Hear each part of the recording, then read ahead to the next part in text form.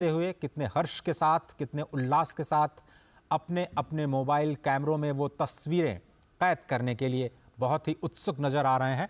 और ये जो नज़ारा है आपसे थोड़ी देर पहले का, जहां पर भव्य बैनर्स के जरिए प्रधानमंत्री नरेंद्र मोदी का स्वागत करने के लिए तैयार अयोध्या को प्रदर्शित किया गया है।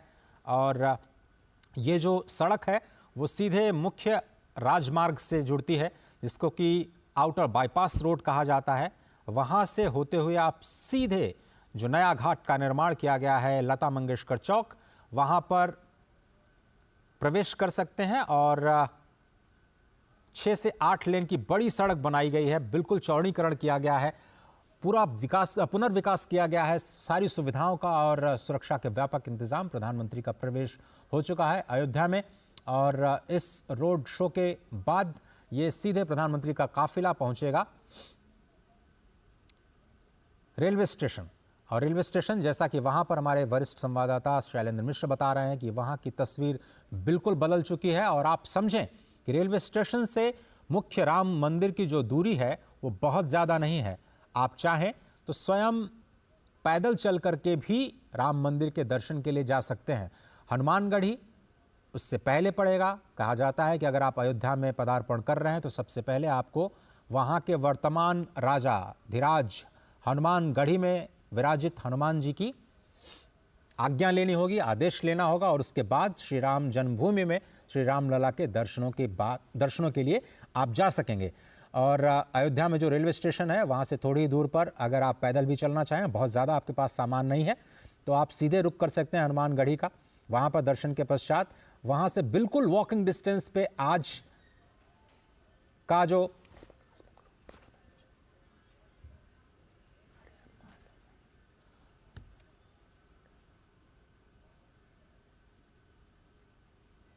आशुतोष शुक्ला हमारे साथ जुड़ रहे हैं हनुमानगढ़ी से। नमस्कार आशुतोष, बहुत धन्यवाद वक्त निकालने के लिए। थोड़ा सा हमें माहौल पहुंचाने की कोशिश करिए अपने जरिए, अपने शब्दों के जरिए। क्या है वहां पर प्रधानमंत्री के आगमन के बाद अयोध्या में क्या कुछ बदला? देखिए, अगर हम अजय कहें तो आज के अतिरेक को देख सकते हैं, जो भक्ति का अतिरेक है, आवेग है, और जिस तरीके से अयोध्या के लोगों का उत्साह है, इसको शब्दों में बात करना बड़ा मुश्किल होगा। कारण स्पष्ट है कि आज का जो लोगों का यहाँ पर इकट्ठा होना है, वो इकट्ठा अनायास नहीं हुआ है, भक्त पूर्ण भाव से इकट्ठा हुए हैं। उनमें रोष नहीं है, इसमें शांति है, इसमें उत्साह है, इसमें एक संतुष्ट का भाव दिखाई देता है। अयोध्या यही संस्कृति चाहती थी वर्षों वर्ष को, 500 वर्षों के लगातार संघर्ष के बाद जब यह स्थिति आई है कि भगवान श्री राम लला की प्राण प्रतिष्ठा के प्रधानमंत्री नरेंद्र मोदी 22 जनवरी को आएंगे। लेकिन उसके पूर्व अयोध्या को नवनिर्मित करने के लिए, अयोध्या को पूरी तरह से धार्मिक पर्यटन के रूप में, धार्मिक पर्यटक स्थल के रूप में विकसित करने के लिए अनेकों कार्यक्रम, जिसमें एयरपोर्ट हो, चाहे रेलवे स्टेशन हो, चाहे यहाँ सड़कों का सुधार हो, या मूलभूत सुविधाओं का विकास हो, जिससे कि देश और विदेश से आने वाले भक्तों को कोई समस्या न यहाँ पर हो, उन सारी चीजों की व्यवस्था प्रधानमंत्री और मुख्यमंत्री और उत्तर प्रदेश और केंद्र की सरकारों का जो सौजन्य रहा है, सौजन्य को यहाँ पर धन्यवाद देने के लिए अयोध्यावासी पूरे नगर सड़क के दोनों तरफ जो है यहाँ पर इकट्ठा हुए हैं। आशुतोष, आप मुझे थोड़ा सा वो मार्ग बता सकते हैं जहां इस वक्त हम देख रहे हैं तस्वीरों में प्रधानमंत्री कौन से रास्ते से जा रहे हैं, और उसके बाद कैसे हनुमानगढ़ी होते हुए उस रास्ते से होते हुए रेलवे स्टेशन तक पहुंचे?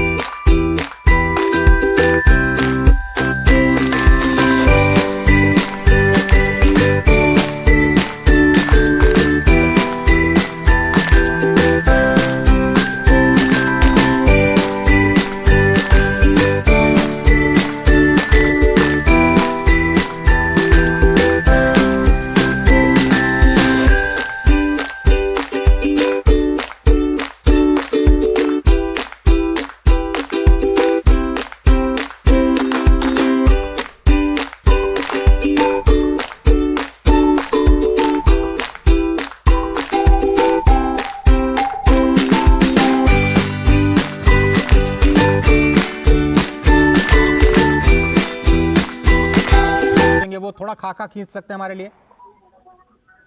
बिल्कुल अजय, अगर आप जो है राजधानी लखनऊ की तरफ जाते हैं तो राजधानी लखनऊ से गोरखपुर को तो हमारा हाईवे जाता है, उस हाईवे पर अयोध्या धाम जो है वहां से प्रवेश करते ही अयोध्या धाम में आपको जो है इस बात का एहसास होगा। और खासतौर पर यहाँ पर जो व्यवस्था की जा रही है इस तरह से की जा रही है कि जो भक्त अपने माओं को लेकर के आए उन्हें यहाँ पर प्रवेश करते ही अयोध्या में अपना वातावरण दिखाई दे और वह धर्म पर कहलाता है, जिस पर प्रधानमंत्री नरेंद्र मोदी उतर करके लोगों से अभिवादन स्वीकार करेंगे, लोगों से मुलाकात करेंगे। जी। इस धर्म पक्ष से होते हुए प्रधानमंत्री जी लता मंगेशकर की याद में बनाए गए इस चौराहे पर पहुंचेंगे और कहीं न कहीं इसके पीछे संपूर्ण अयोध्या का जो नव निर्माण किया जा रहा है इसके पीछे चाहे शास्त्र हो चाहे संगीत हो सबको एक मिश्रित भाव देकर किया जा रहा है।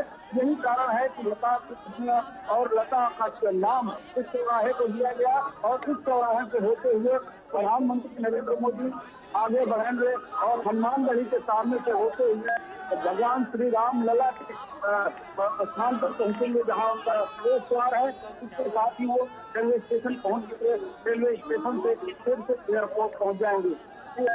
अजय, बिल्कुल सही कहा आपने। इस वक्त जो हम तस्वीरें देख रहे हैं वो है धर्मपथ की, जिस तरह से हमारे वरिष्ठ संवाददाता आशुतोष शुक्ल जो कि इस वक्त हनुमानगढ़ी के पास बिल्कुल हैं, बता रहे थे कि इस वक्त प्रधानमंत्री नरेंद्र मोदी रोड शो के पहले हिस्से में धर्मपथ पर अभिवादन स्वीकार कर रहे हैं जनता जनार्दन का और पोस्टर बैनर के जरिए लगातार उनका स्वागत और साथ ही साथ जनता को भी जो विकास कार्य हैं उनकी जानकारियां देते हुए ये जो बैनर पोस्टर्स हैं खासतौर पर विकसित भारत की जो विकास यात्रा शुरू की गई है।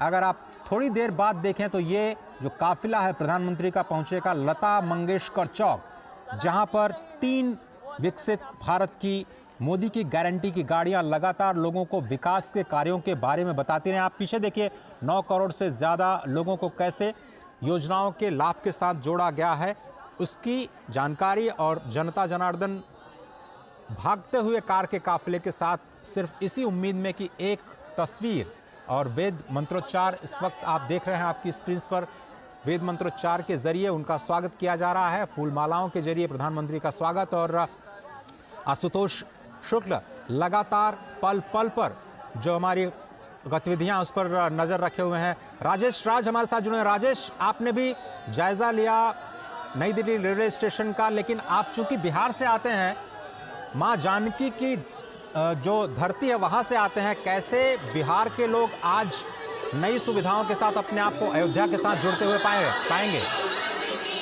देखिए अजय, बिल्कुल आपने सही कहा कि जो अवध और मिथिला के जो संबंध हैं वो बेहद पुराने हैं और इस संबंध की जो कड़ी है वो कहीं ना कहीं अमृत भारत एक्सप्रेस ट्रेन को जो परिचालन शुरू होगा तो इन संबंधों की कड़ी और भी आगे बढ़ेगी। और हम सब लोग जानते हैं कि अवध भगवान श्री राम की जन्मभूमि है और मिथिला उनका ससुराल है।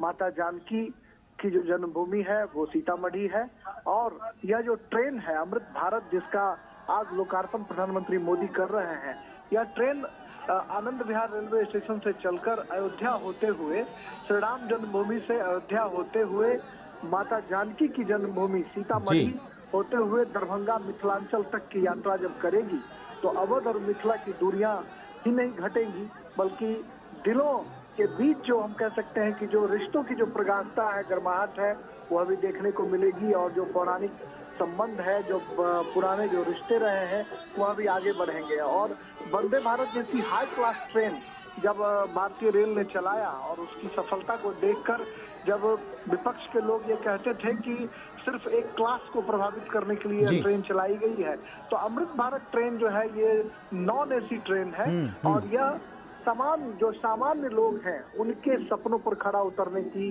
कोशिश जो है वो भारतीय बिल्कुल सही कहा आपने। और बिल्कुल सही कहा आपने राजेश, चूंकि मिथिला के रस से बहुत सारे लोग अनभिज्ञ हैं, जानते नहीं है कि मिथिला का रस कैसे आपको प्रेम में सराबोर कर देता है। इसलिए जब ये सुविधाएं बढ़ेंगी तो माँ जानकी की धरती, जैसा कि आप कह रहे हैं, सीतामढ़ी और दरभंगा से होती हुई जो अमृत ट्रेन चलेगी। और इस वक्त आप देख रहे हैं राम कथा पार्क जो कि बिल्कुल पास में है लता मंगेशकर चौक के, वहां पर प्रधानमंत्री का काफिला पहुंच चुका है। ये स्तंभ जो देख रहे हैं वो नए भारत के नए विकास स्तंभ हैं। अलग मार्ग पर थोड़ी थोड़ी जगह पर आपको सुलभ शौचालय दिखाई देंगे, यानी बिल्कुल स्वच्छता का ख्याल रखा जाएगा। प्रधानमंत्री जिसके लिए हमेशा कहते रहे हैं कि जो भी तीर्थयात्री आएँ वो अपना ख्याल रखें, साथ ही साथ शहर का ख्याल रखें, उस तीर्थ का ख्याल रखें जहाँ पर वो तीर्थाटन के लिए, पर्यटन के लिए जा रहे हैं। ये जो स्तंभ है अभी उसकी खूबसूरत आभा आप शाम को देखिएगा जब यहाँ पर ज़बरदस्त लाइटिंग होती है तो इन स्तंभ के जरिए कैसे एक विकास का द्वार आपको दिखता है। ये बिल्कुल लता मंगेशकर चौक पर इस वक्त प्रधानमंत्री का काफिला पहुंच चुका है। बहुत ही खूबसूरत तस्वीरें, अनेक संगीत और वाद्य यंत्र के साथ सैकड़ों लोग इस वक्त लता मंगेशकर चौक के पास प्रधानमंत्री नरेंद्र मोदी का अभिवादन करते हुए। उत्सुकता लोगों को जरूर थी, लेकिन उत्सुकता थी 22 जनवरी की। आज के दिन का अंदाज शायद किसी को भी नहीं रहा होगा कि प्रधानमंत्री 22 जनवरी से पहले आज 30 दिसंबर को भी, यानी 2023 खत्म होते होते एक बार अयोध्या का दौरा करेंगे। साथ ही साथ अयोध्या को कई हजारों करोड़ रुपए की परियोजनाओं की सौगात भी देंगे। बहुत सारी परियोजनाएं पिछले 2 साल 3 साल से जो नए अयोध्या का मास्टर प्लान है उसके तहत चल रही थी, उसमें आज 2 बड़ी परियोजनाएं राष्ट्र को समर्पित की जा रही हैं, जिसमें कि अयोध्या धाम रेलवे स्टेशन और महर्षि वाल्मीकि इंटरनेशनल एयरपोर्ट। ये जो 2 परियोजनाएं हैं, एक परियोजना दुनिया को कनेक्ट करेगी भगवान राम के धाम से, तो दूसरी परियोजना देश के विभिन्न हिस्सों को भगवान राम के धाम से कनेक्ट करेगी। आशुतोष, क्या आप मेरे साथ बने हुए हैं? नमस्कार आशुतोष, क्या आप मेरे साथ हैं? बिल्कुल अजय, मैं आपके साथ हूँ और इस वक्त प्रधानमंत्री का काफिला धीरे धीरे अयोध्या में प्रवेश कर रहा है और अयोध्या में जो धर्म पक्ष से ये काफिला राम पक्ष की ओर मुड़ेगा। राम पक्ष से हनुमानगढ़ी की ओर जो रास्ता जाता है वो भक्ति पथ कहलाता है, लेकिन भक्ति पथ आज प्रधानमंत्री नहीं जाएंगे। आज राम पथ होते हुए वो नवनिर्मित रेलवे स्टेशन का उद्घाटन करने के लिए जाएंगे, जहां पर अयोध्या से और देश और दुनिया की कनेक्टिविटी के लिए तमाम सारी ट्रेनों को जो है हरी झंडी दिखाएंगे। इसके साथ ही नवनिर्मित अयोध्या रेलवे स्टेशन का उद्घाटन करेंगे। आप अजय देख सकते हैं अपने टीवी स्क्रीन पर किस तरीके से लोगों में शांति के साथ अपने उस नायक का जो है स्वागत कर रहे हैं, जो उनको कहीं न कहीं अयोध्या वासियों के मन में है। जिस तरीके से भगवान श्री राम का मंदिर बन रहा है उसके पीछे कहीं न कहीं सरकार का योगदान है। जिस तरह से अयोध्या का विकास हो रहा है उसमें सरकार महत्वपूर्ण कार्य कर रही है और उनके कार्यों को धन्यवाद ज्ञापित करने के लिए अयोध्या वासी आज सड़क के दोनों ओर खड़े हुए हैं। वास्तव में अगर हम कहें तो राम का जो स्वरूप है, राम का जो वांग्मय है वह एक विराट स्वरूप है, वह एक विराट वांग्मय है। उस वांग्मय में संपूर्ण राष्ट्र समाहित होता है और जब बात राष्ट्रीय एकीकरण की होती है तो बात सिर्फ यही होती है कि भगवान राम का जो स्वरूप है वही राष्ट्रीय एकीकरण का एक मत स्वरूप है। और यही कारण है कि अल्लामा इकबाल ने भी भगवान राम को जो है इसको इकरार हिंद कहा। और यही कारण है कि चाहे जो संस्कृति और सभ्यता रही हो, सारी सभ्यता और सारी संस्कृतियों के लोगों ने भगवान राम के चरित्र को माना है। और ये कारण स्पष्ट है, भगवान राम राजा दशरथ के पुत्र राजकुमार जिन्हें गद्दी मिलने जा रही है, उनका राज्याभिषेक होने जा रहा है, उन्हें वन गमन की जो है अनुमति दी जाती है, आदेश दिया जाता है। और जब भगवान राम राजकुमार के रूप में वन में जाते हैं और वहां से 14 वर्ष के बाद लौट करके आते हैं तो मर्यादा पुरुषोत्तम श्री राम के रूप में होते हैं। भगवान श्री राम ने न कोई उपदेश दिया, न कोई ज्ञान की बात कही, लेकिन समाज, जीवन और मृत्यु से हर पल को जागृत किया, हर पल को जी करके बताया कि व्यक्ति को अपने जीवन को किस तरह से अनुशासित रख जीना चाहिए, राष्ट्र के प्रति उसका क्या समर्पण होना चाहिए, भारत भाई के प्रति क्या होना चाहिए, पिता के प्रति क्या होना चाहिए, समाज के प्रति उसका क्या उत्तरदायित्व है, राजा के रूप में उसका व्यवहार क्या है। और यही कारण है कि राम राज्य की आज भी कल्पना की जाती है और उसी राम राज्य की कल्पना को साकार करने के लिए प्रधानमंत्री नरेंद्र मोदी आज अयोध्या के सड़कों पर हैं। कभी वो धर्म पथ पर है, कभी राम पथ पर है, कभी भक्ति पथ पर हैं, लेकिन ये सारे पथ एक राजनीति की ओर जाते हैं। ये सारे पथ इस शांति की ओर जाते हैं जिसकी न केवल देश को बल्कि दुनिया को जरूरत है। अजय, बिल्कुल सही कहा आपने। और अगर इस दृश्य की बात करें तो ये सामान्य दृश्य नहीं है आशुतोष, और कई दिनों से आप उस अयोध्या की परम पावन धरती पर निवास कर रहे हैं जिसकी हम लोग सिर्फ कल्पना करते हैं, हम लोग सोचते हैं, लेकिन आपका भाग्य अद्भुत है क्योंकि भगवान शंकर स्वयं कहते हैं कि ये तो बहुत ही दुर्गम नगरी है, वहाँ पर रहना, वहाँ पर तपस्या करना, वहाँ पर दान करना ये बहुत ही दुष्कर है। और अगर आपको अयोध्या वास मिल जाए ये तो बहुत ही सुदुष्कर है। अगर आप एक पग पग इस अयोध्या की धरती पर बढ़ाते हैं तो आपको अश्वमेध यज्ञ का फल मिलता है। यावत् पदानि रामस्य मार्गम गच्छति मानुषः पदे पदे श्वमेधस्य यज्ञस्य लभते फलम। एक एक पद, तो आप देख रहे हैं कि जो ये सुरक्षा कर्मी भी एक एक पद इस वक्त काफिले के साथ बढ़ा रहे हैं और सैकड़ों हजारों की संख्या में जो लोग अभिवादन कर रहे हैं। भले ही इस वक्त मौका प्रधानमंत्री के अभिवादन का हो, उनके स्वागत का हो, क्योंकि विकास पुरुष कहे जाते हैं, विकास की बड़ी सौगातें आज अयोध्या को मिलने जा रही हैं, लेकिन अपने आप में ये तीर्थ यात्रा से कम नहीं है और एक बहुत ही अनोखा अवसर अयोध्या वासियों के लिए इस वक्त आप देख रहे हैं। धर्म पथ से चलते हुए अब राम पथ, जो 3 मुख्य पथ कहे गए हैं आज की नई अयोध्या, जिसको आप कहें नई अयोध्या, तो मैं इसलिए कह रहा हूं कि नई अयोध्या और पुरानी अयोध्या कि आप रिलेट कर सकते हैं कि एक तरफ संस्कार, विचार, संस्कृति और जो विरासत है उसको संरक्षित करते हुए प्राचीन अयोध्या के जो प्राचीन संस्मरण हैं उनको कैसे संरक्षित रखते हुए नए कीर्तिमान और नए स्थलों का विकास किया जा रहा है। इसमें न केवल भव्य राम मंदिर बल्कि 148 आध्यात्मिक स्थलों का विकास एक साथ किया जा रहा है। दूसरी तरफ नई अयोध्या बन रही है जिसमें वर्ल्ड क्लास विश्व स्तर की आपको रेलवे स्टेशंस, विश्व स्तर के आपको इंटरनेशनल जो हवाई अड्डा उसका निर्माण और सड़कों का निर्माण, यानी सड़क परिवहन, रेल परिवहन, हवाई परिवहन और साथ ही साथ वाटरवेज, उसको भी आप नहीं भूल सकते हैं क्योंकि अयोध्या शायद एशिया का पहला शहर होगा जिसको वाटरवेज यानी सरयू के किनारे किनारे डेवलप करके एक नया मॉडल देने की कोशिश की जा रही है इस हेरिटेज टूरिज्म को बढ़ावा देने की। आशुतोष, $1 ट्रिलियन इकोनॉमी की बात करता है उत्तर प्रदेश। अयोध्या लगता है कि अब नए कलेवर में आने को तैयार है और विकास की भी जो गाड़ी है यहां से अब और रफ्तार पकड़ने वाली है, चाहे रेल के जरिए या फिर वायुयान के जरिए।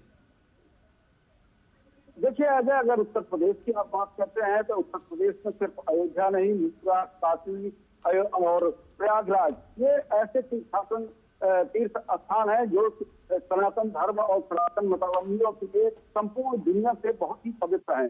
यहाँ पर जो भी व्यवस्था होगी, जो भी आर्थिक विकास होगा, जितना यहाँ की संरचना बढ़ाई जाएगी उतना ही आर्थिक विकसित होने का अच्छी संभावनाएं यहाँ पर अपार रूप से हैं। वाराणसी में जब से विकास के कार्य जो है तमाम स्तर पर है, काशी विश्वनाथ कॉरिडोर बना, आप जान सकते हैं कि वहाँ पर किस तरह से दर्शनार्थियों की तादाद में वृद्धि हुई, किस प्रकार से वहाँ का कृषि उद्योग जो है वो विकसित हुआ, किस तरह से आसपास की जो खपत की, चाहे वो सब्जी की हो चाहे अन्य चीजों की हो, सारी खपत बढ़ी और समाज के सारे तबकों को जो है उस वृद्धि का लाभ मिला, आर्थिक रूप से उन्हें संपन्नता आई।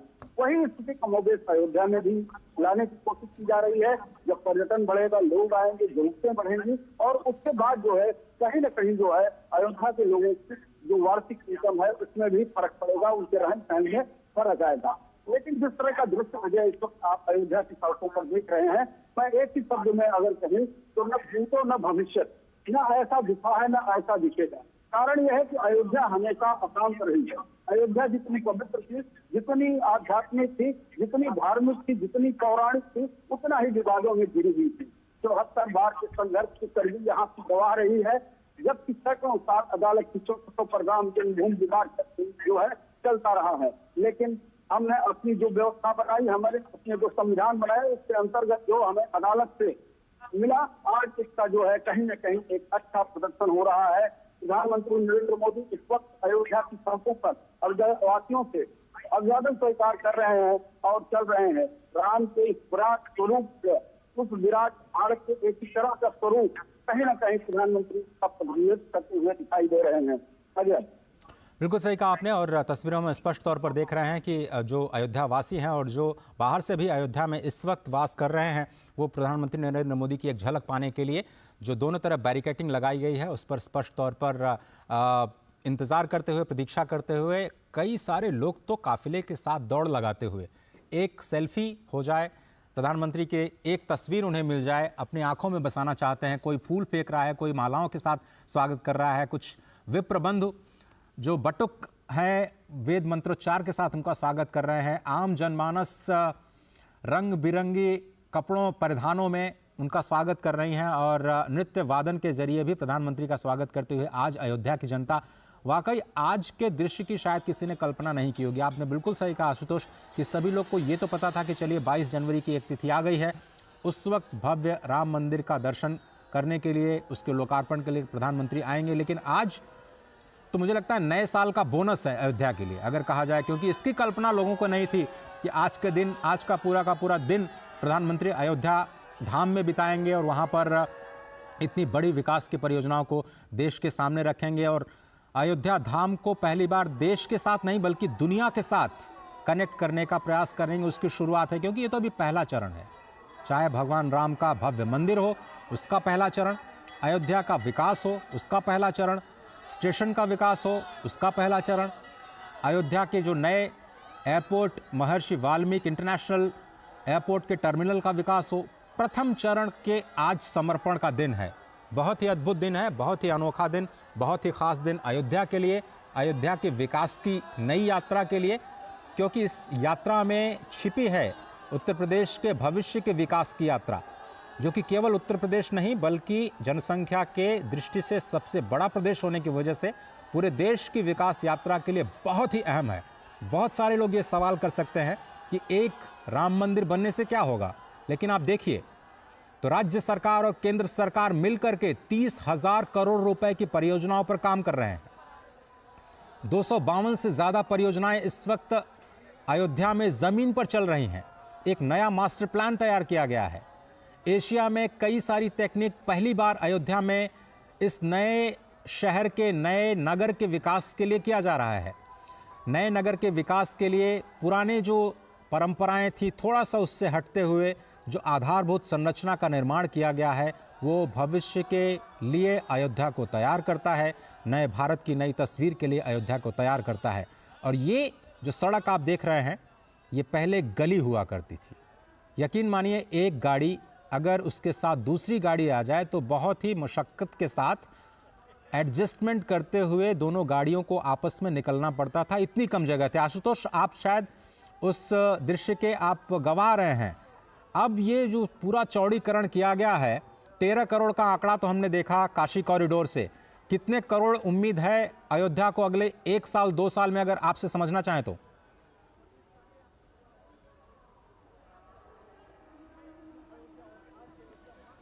चलिए आशुतोष से हम संपर्क करने की कोशिश करेंगे। जी जी जी जी अजय, तो पहले मैं आपको बताना चाहूंगा कि जो भौतिक वातावरण है वो श्रद्धा भक्तों को प्रभाव प्रदान करता है, लेकिन आकर्षण जो है निश्चित होती है, उस जगह की होती है, उस देवता की है जो सबको आकर्षित करता है, जो अपने पथ पर, अपने मार्ग पर चलाने के लिए लोगों को प्रेरित करता है।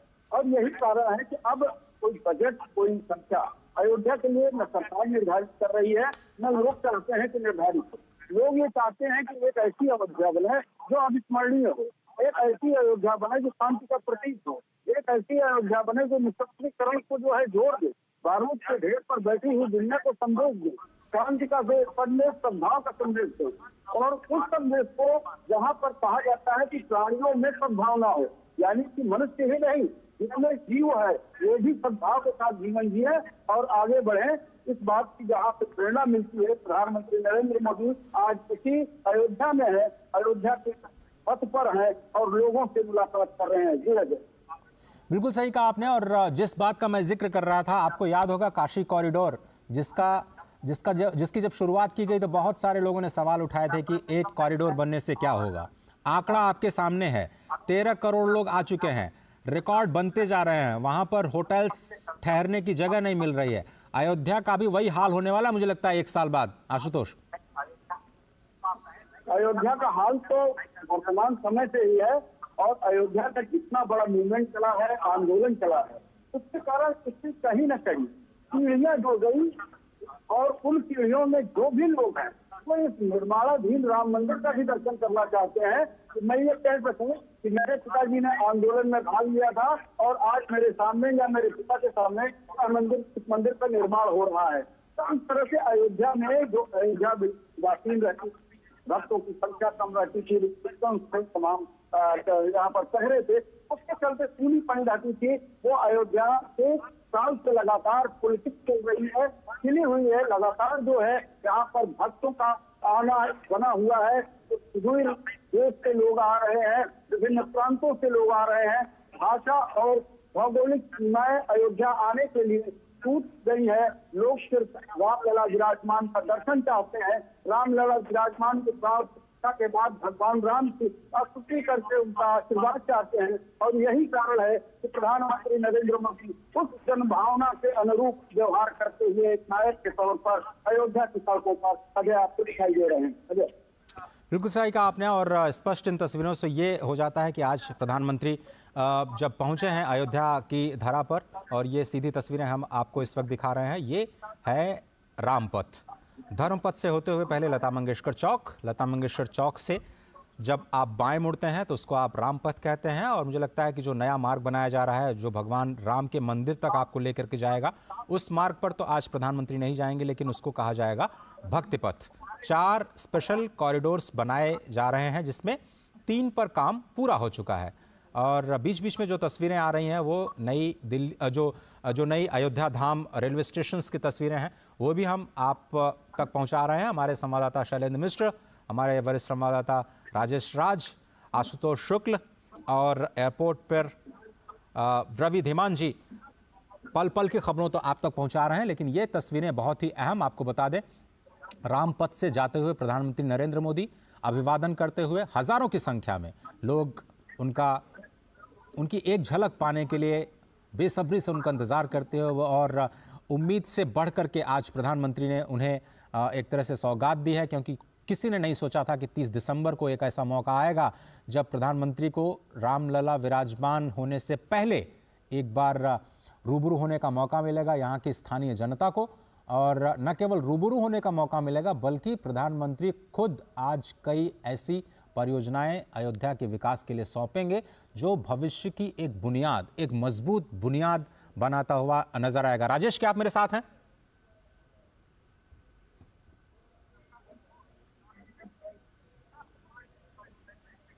राजेश या शैलेंद्र, क्या आप में से कोई मुझे सुन पा रहा है? हाँ, मैं अजय जी आपकी आवाज सुन रहा हूँ। राजेश जी, बहुत धन्यवाद आपका। एक बार फिर से इस यात्रा को हम आपके साथ आगे बढ़ाते हैं। आशुतोष जी भी हमारे साथ बने हुए हैं। इस वक्त जो यात्रा है वो रामपथ की है, और आपने कहा कि माँ जानकी की जो धरती है, भक्ति नगरी, वहां से जोड़ते हुए अमृत ट्रेन चलने वाली है। और आपने तो उस ट्रेन में सफर भी किया है। कितनी बदलेगी दुनिया तीर्थयात्रियों की? देखिए, बिल्कुल आपने सही कहा कि भगवान श्री राम की जो जन्मभूमि है अयोध्या, यह करोड़ों जो लोग हैं हिंदुस्तान के, जो राम में आस्था रखने वाले लोग हैं, उनकी कहीं ना कहीं एक बड़ी तीर्थस्थली है। और यहाँ पर दक्षिण भारत के जो लोग हैं उनका भी सालों भर आगमन होता रहता है। तो सिर्फ अयोध्या जो है कोई बिहार और उत्तर प्रदेश नहीं, बल्कि पूरब, पश्चिम, उत्तर, दक्षिण। आपने रंगनाथ की याद दिला दी हमें राजेश राज जी। और सही कहा आपने कि बैंगलोर से भी तो जुड़ रहे हैं हम लोग नई ट्रेन के जरिए। बहुत जल्दी विश्वेश्वरैया टर्मिनल से अयोध्या को जोड़ते हुए नई ट्रेन वहां से भी चलने वाली है। बिल्कुल, आज जो 2 अमृत भारत ट्रेन का परिचालन हो रहा है अजय, उसमें अयोध्या से एक दरभंगा और दूसरी जो ट्रेन है वो मालदा टाउन और बेंगलोर के बीच जो है वो अमृत भारत का परिचालन हो रहा है। और आने वाले दिनों में ये उम्मीद की जा रही है कि जैसे अयोध्या धाम रेलवे स्टेशन का कायाकल्प कर दिया गया, रात जब रेल मंत्री अश्विनी वैष्णव का मैंने इंटरव्यू किया था तो अश्विनी वैष्णव ने यही कहा कि आज इसकी कैपेसिटी 20,000 है, लेकिन आने वाले दिनों में 1 लाख लोगों के आवाजाही की कैपेसिटी बनाने की क्षमता हम अयोध्या धाम रेलवे स्टेशन पर रखेंगे। और स्टेशन के सबसे ऊपरी हिस्से पर जाकर के जब हमने देखा तो एक रूफ जो है वो तैयार किया गया है, जिस पर भी मुसाफिर आकर के बैठने का काम करेंगे। रूफ लॉन्ज उसको कहा जाएगा, और वो एक बेहद खूबसूरत नजारा प्रस्तुत कर रहा है।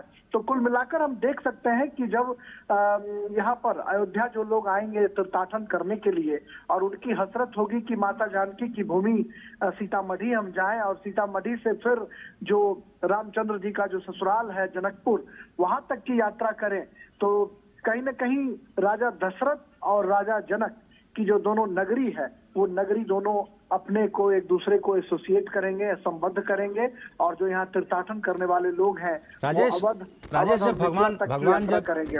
राजेश जी, जब भगवान राम की वर यात्रा श्री अयोध्या धाम से निकली जनकपुर पहुंचने के लिए तो कई सारे दिन लग गए, क्योंकि उस वक्त तो रोज लोग पैदल चला करते थे, रथ के द्वारा चला करते थे। लेकिन आज जो यात्रा है विकास की इस नए परिवेश में, आधुनिक परिवेश में, समय की जो सीमा है बहुत कम हो जाएगी। ये जो अमृत ट्रेन आप बता रहे हैं, कितना समय लगेगा पहुंचने में माँ जानकी की धरती से भगवान राम की अयोध्या धाम तक?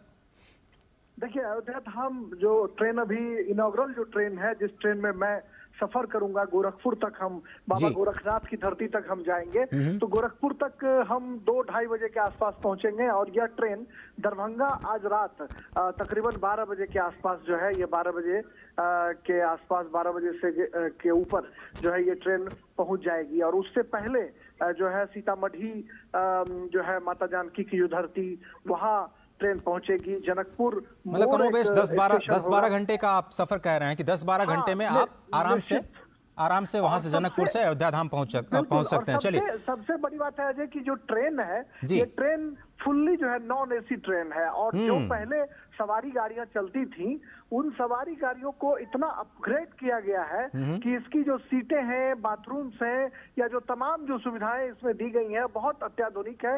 हर एक बर्थ पर मोबाइल चार्जिंग की व्यवस्था की गई है, पानी के बोतल रखने की व्यवस्था की गई है, मोबाइल फोन आप आराम से वहां पर रख सकते हैं। तो कुल मिलाकर हम देख सकते हैं कि जो पहले लोगों को एक कुप्पे में चार्जिंग पॉइंट के लिए जूझना पड़ता था लोगों को, वो तमाम संकट जो है वो इसमें दूर हो चले हैं। बाथरूम्स भी बहुत खूबसूरत बाथरूम है, अत्याधुनिक सुविधाओं से लैस है। पैर जो है पैर से द्वारा संचालित होगा, वो जो नल अगर खोलने की जरूरत है तो सीधे पैर आप अगर पुश करेंगे तो पैर से ये ट्रेन जो नल है वो नल चालू हो जाएगा। आधुनिक सुविधाओं का बिल्कुल इस्तेमाल किया गया, आप सही कह रहे हैं। लेकिन हम अगर राजेश ये समझना चाहिए कि जो वंदे भारत की बात आप कर रहे थे, वंदे भारत एक अत्याधुनिक तकनीक के साथ एसी कोच की जो व्यवस्था की गई थी, मुझे लगता है कि अब वो उसका लक्ष्य तो है कि 75 वंदे भारत ट्रेन चलाई जाएं। क्या हम ये माने कि आगे जाते हुए अमृत ट्रेन का सिलसिला अब चल निकला है? अयोध्या भले ही एक पड़ाव हो, एक सुखद पड़ाव हो, लेकिन अब अमृत ट्रेन की भी संख्या आगे बढ़ेगी आगे जाते हुए भविष्य में? देखिए, निश्चित तौर पर, और जिस तरीके से लोग सवाल खड़े करते थे, जो विरोध करने वाले लोग थे या जो आलोचक थे, वो कहते थे कि बुलेट ट्रेन नहीं चल सकती है, सेमी हाई स्पीड ट्रेन नहीं चल सकती है, उन तमाम लोगों को करारा जवाब दिया गया। और उसके बाद जब वंदे भारत ट्रेन का सफल परिचालन शुरू हुआ तो फिर ये सवाल उठने लगे कि एक क्लास जो है उसके लिए सिर्फ चलाया गया है ये ट्रेन। लेकिन जब अमृत भारत ट्रेन जब चलेगी और जब अवध से मिथिला की दूरी तय करेगी, तो कहीं ना कहीं यह ट्रेन जो है सिर्फ दो सभ्यता संस्कृतियों का मिलन नहीं करेगी, बल्कि जो मुसाफिर हैं उनके पॉकेट का भी ख्याल रखेगी कि बहुत कम पैसे में मुसाफिर जो है, जो वंदे भारत में अफोर्ड नहीं कर सकते हैं लोग, भारतीय रेल ने उनके लिए एक दूसरा मिनी वंदे भारत जो है वो ट्रेन तैयार कर दिया है। और इसमें जो सीट हैं, जो तमाम तरह की सुविधाएं हैं, वो बहुत कुछ जो है वो बहुत उम्दा ट्रेनों से मैच करती हैं। राजधानी या वंदे भारत ट्रेनों के जो में जो बहुत सारी चीजें हैं उससे मिलती जुलती ये ट्रेन है। और ऐसे में अगर आने वाले दिनों में सवारी गाड़ियों के परिचालन पर या इन अमृत भारत ट्रेन का अगर परिचालन बड़े पैमाने पर होता है, और मुझे लगता है कि भारतीय रेल इस ट्रेन के माध्यम से जो पुरानी जर्जर जो ट्रेनें हैं उनको रिप्लेस करने की तैयारी भी कर रही है। यानी भारतीय रेल अपने एक नए क्लेवर, नए फ्लेवर, नए तेवर के साथ मुसाफिरों के दिलों पर राज करने की तैयारी कर रहा है। और इसमें अमृत भारत एक्सप्रेस जो है ये मील का पत्थर साबित होगा। और इसकी जो एक नई टेक्नोलॉजी है अजय, वो मैं आपको संक्षेप में बताना चाहूंगा कि ये पुश पुल, मतलब जो दोनों ट्रेन के इंजन के बीच जो जगह खाली होती थी और ट्रेन में कई बार जोर का झटका लगता था, उस झटके से अमृत भारत एक्सप्रेस ने निजात दिला दी है। दोनों बोगियों के बीच में जो गैप था उस गैप को खत्म कर दिया गया है। और ये ट्रेन जो है एक दूसरे बोगी को आराम से कनेक्ट कर रहा है, न सिर्फ टहल कर जाने के लिए, बल्कि बोगियों के बीच में कोई गैप नहीं है जिससे ठीक है में राजेश जी, धक्का जो है वो नहीं लगता जैसे है। ही रेलवे स्टेशन पर प्रधानमंत्री पहुंचेंगे और लोकार्पण करेंगे, हम और भी आपसे बात करेंगे अमृत ट्रेन की खूबियों के बारे में और कैसे ये एक नए मील का पत्थर साबित हो सकता है भारतीय रेलवेज के लिए। लेकिन इस वक्त जो आप तस्वीरें देख रहे हैं, बहुत ही अद्भुत, अलौकिक, आधुनिक अयोध्या की जो तस्वीरें हैं आप अपनी स्क्रीन पर देख रहे हैं।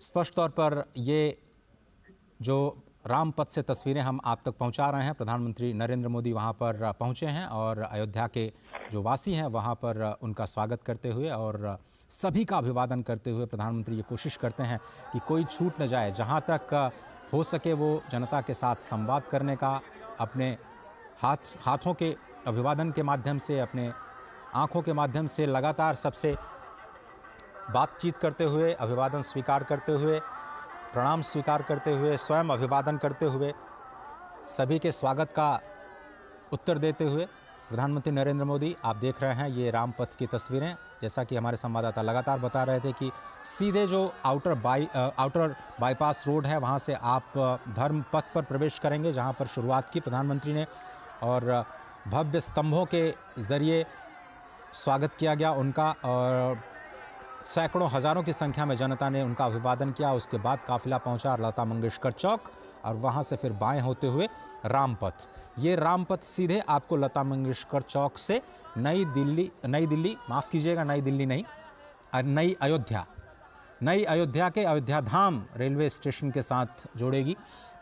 और ये जो विकास की यात्रा है, नई दिल्ली लखनऊ एक साथ जब मिलकर के काम करते हैं तो किस तरह की परियोजनाएं ज़मीन पर आती हैं, उसकी एक बानगी आपको ज़रूर देखने को मिलेगी। लेकिन अभी आप उत्साह देखिए अयोध्या वासियों का।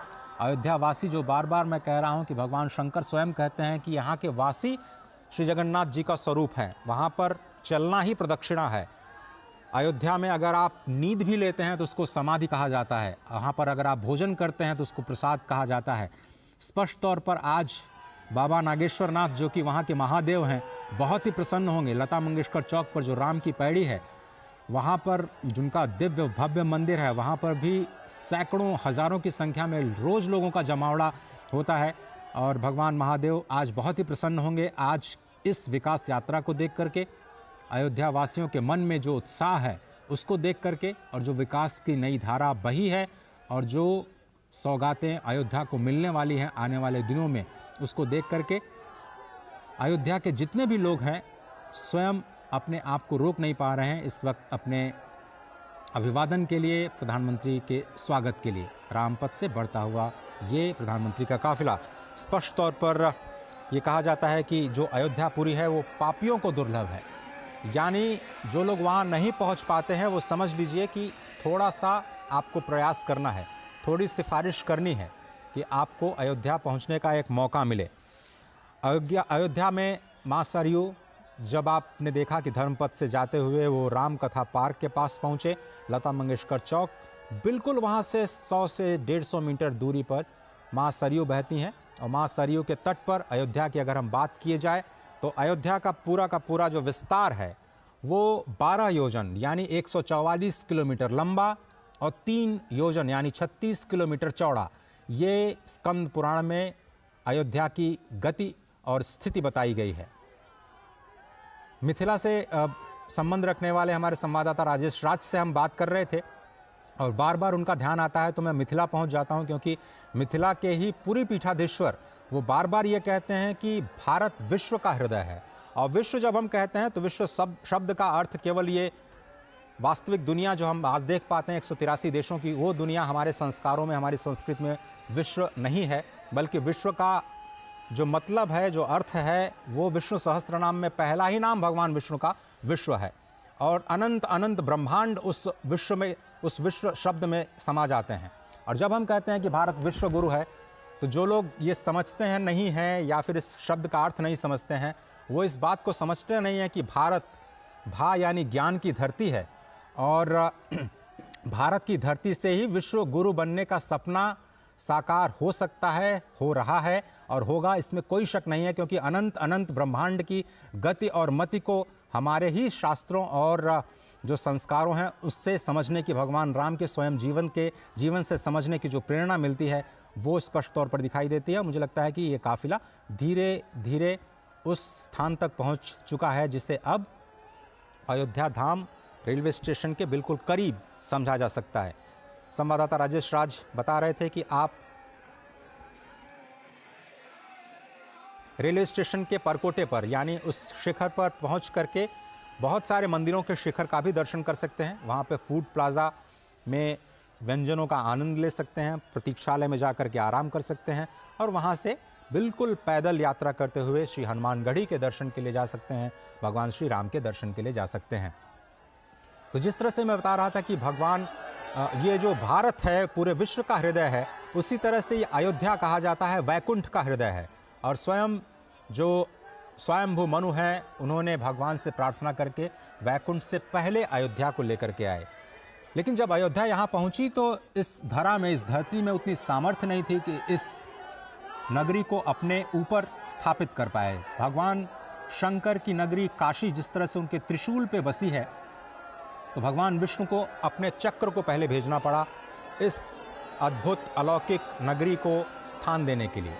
भगवान सुदर्शन चक्र सबसे पहले यहाँ आए और जैसा कि मैं आपको बता रहा था कि 12 योजन लंबी यानी 144 किलोमीटर लंबी, 36 किलोमीटर चौड़ी अयोध्या की धरती को भगवान सुदर्शन चक्र ने अपने ऊपर स्थापित किया। और आज भी माना जाता है कि ये मत्स्याकार जो अयोध्या की परिसीमा है, गुप्तार घाट से लेकर के आज जो नया घाट जिसकी हम बात करते हैं, ये तो बहुत छोटी सीमा है। लेकिन आप 144 केंद्र अगर आप उस राम जन्मभूमि को मान लें तो 144 किलोमीटर का दायरा आप अयोध्या को मान सकते हैं स्कंद पुराण के आधार पर। और उसी अयोध्या को पुनर्विकसित करने का, विकास के साथ साथ विरासत को संभालने का ये प्रण जो हमने विकसित भारत को बनाने के साथ में लिया है कि हमें अपनी विरासत का सम्मान करना है, उसका संरक्षण करना है, उसके निर्माण के लिए ये प्रयास लगातार निरंतर जारी है और आज का दिन बेहद अहम।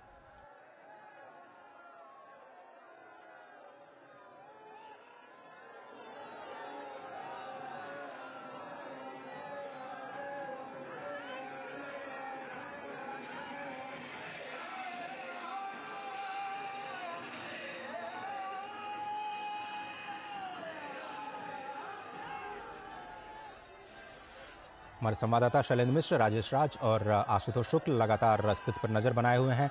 इस भव्य और दिव्य यात्रा के गवाह ये तीनों ही संवाददाता इस वक्त अयोध्या की धरती पर खुद मौजूद। और जिस तरह से हम ये लगातार कह रहे हैं कि आपका बहुत पुण्य होना चाहिए अयोध्या की धरती पर कदम भी रखने के लिए, माँ सरयू के दर्शन करने के लिए, इन संतों के दर्शन करने के लिए। लेकिन आज एक विकास की यात्रा लोग इस वक्त धर्मपथ से होते हुए रामपथ के जरिए प्रधानमंत्री को स्वयं देख रहे हैं। 11,000 करोड़ रुपए से ज़्यादा की परियोजनाएं आज राष्ट्र को समर्पित की जानी हैं। कुछ पुरानी परियोजनाएं राष्ट्र को समर्पित की जाएंगी, कुछ नई परियोजनाएं उनका शिलान्यास किया जाएगा और क्या कुछ दिशा स्वयं प्रधानमंत्री मोदी के मन में है यहाँ की विकास की यात्रा को लेकर के, उसको आज देश के सामने रखा जाएगा जब वो आज करीब 1:30 बजे 2 बजे यहाँ के जो निवासी हैं उनसे मुखातिब होंगे। नए एयरपोर्ट का टर्मिनल बनकर के तैयार हो गया है। एयरपोर्ट अथॉरिटी ऑफ इंडिया के लिए भी बहुत ही अद्भुत क्षण, एविएशन मिनिस्ट्री के लिए भी बहुत ही चैलेंजिंग टास्क, 1.5 साल 2 साल में इस पूरे टर्मिनल बिल्डिंग को खड़ा करना। और जैसा कि हमारे संवाददाता बता रहे थे कि ये पहला फेज़ है रेलवे स्टेशन का, जिसे 5 गुना विस्तार दिया जाएगा। 20,000 यात्रियों की जो क्षमता है उसको बढ़ा करके 1 लाख यात्रियों तक करने की योजना सरकार की बन चुकी है, रेलवेज़ की बन चुकी है। उसी तरह से एविएशन मंत्रालय की जो योजना है वो मौजूदा टर्मिनल के पहले फेज़ को जब दूसरे फेज़ में विस्तार दिया जाएगा तो उसका आकार 10 गुना करने की है। आप ये समझिए कि हर रोज़ 1 से 1.5 लाख लोग अयोध्या की धरती पर आएंगे रामलला के दर्शन करने के लिए। इतनी बड़ी संख्या में लोगों का स्वागत करना, लोगों की रहने की व्यवस्था करना, लोगों के जो मूलभूत सुविधाएं हैं, पानी की, ठहरने की, रहने की, भोजन की, प्रसाद की, जो स्वच्छता के कार्यक्रम किए जाने हैं उसकी, उन सब की व्यवस्था करना यहाँ के अयोध्या नगर निगम के लिए कितनी बड़ी चुनौती रहा होगा। लेकिन इसको नई अयोध्या के निर्माण में इन सभी कारकों का ख्याल रखा जा रहा है। स्पष्ट तौर पर जो नई अयोध्या का निर्माण किया जा रहा है उसमें डेडिकेटेड जो सीवर लाइन है, उसके साथ साथ जो ग्रीन टर्मिनल्स या ग्रीन जो टेक्नोलॉजी का इस्तेमाल किया जा रहा है कि कम से कम पोल्यूशन के साथ में, कम से कम प्रदूषण के साथ में जो निर्माण कार्य हैं उसको अंजाम दिया जाए। बिल्डिंग्स जो बनाई जा रही हैं, चाहे वो रेलवे स्टेशन की बिल्डिंग हो या फिर एयरपोर्ट टर्मिनल की बिल्डिंग हो, उसको कैसे ग्रीन टेक्नोलॉजी के ज़रिए, नई हरित टेक्नोलॉजी के ज़रिए कम से कम प्रदूषण के साथ बनाया जाए, कम से कम समय में बनाया जाए, ये एक इसका ख्याल रखने की पूरी कोशिश की गई है। और लगातार फिर से हम वही आपको समझाने की कोशिश, बताने की कोशिश कि कैसे भारत विरासत को और विकास को एक साथ लेकर के चलने का भरसक प्रयास कर रहा है। और ये अयोध्या की धरती से अब जो नई विकास की यात्रा निकली है, वो देश को विकसित बनाने में एक महत्वपूर्ण भूमिका अदा करेगी, इसमें कोई दो राय नहीं।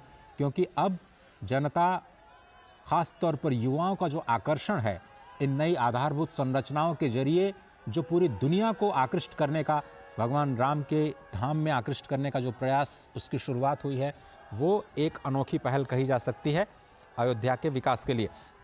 आशुतोष शुक्ल, क्या आप मेरे साथ हैं? बिल्कुल अजय, मैं सुन रहा हूँ। तो इस विकास यात्रा को अब आपके जरिए हम आगे बढ़ाते हैं और समझने की कोशिश करते हैं कि ये जो यात्रा है, विकास की यात्रा, अब यहाँ से आगे और कौन से पड़ाव तय करने जा रही है? बिल्कुल अजय, जिस तरीके से ये विकास की यात्रा है, इसका पड़ाव जो है वो इसका आखिरी कोई छोर नहीं होता है। विकास की यात्रा में अगर आप केवल मूलभूत सुविधाओं या संरचनाओं के विकास को विकास मानते हैं तो वह संपूर्ण विकास नहीं है।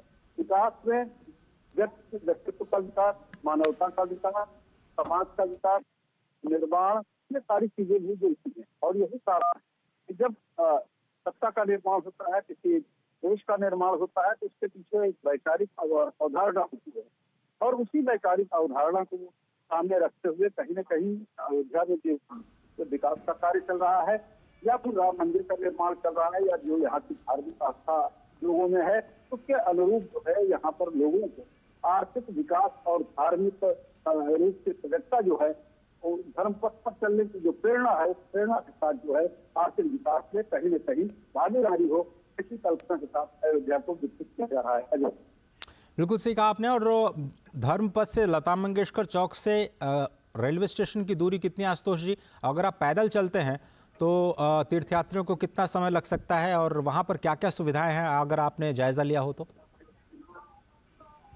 देखिए, धर्म पथ से अगर लता मंगेशकर चौराहे की दूरी अगर हम रेलवे स्टेशन से हैं, और अगर हम संपूर्ण पथ की बात अगर करते हैं, संपूर्ण तरह भी जिसमें जो है राम जन्मभूमि स्थान, हनुमान मंदिर, सड़क भवन, या राम की पैड़ी, या लता चौराहा, और या फिर रेलवे स्टेशन, ये सारी चीजें जो है अयोध्या की कुल जवाब 5 किलोमीटर की परिधि में पूरी होती है। जो वॉकिंग डिस्टेंस होता है, आमतौर पर जो यहाँ पर धर्मार्थी आते हैं दर्शन करने के लिए, वो सरयू में स्नान करते हैं, पैदल हनुमान गढ़ी में दर्शन करते हैं, रामलला के दर्शन करते हैं, और उसके बाद वो अपने स्थान पर कर जाते हैं। अयोध्या क्षेत्रफल में छोटी है, लेकिन बहुत ही खूबसूरत ढंग से इसका डेवलपमेंट किया जा रहा है।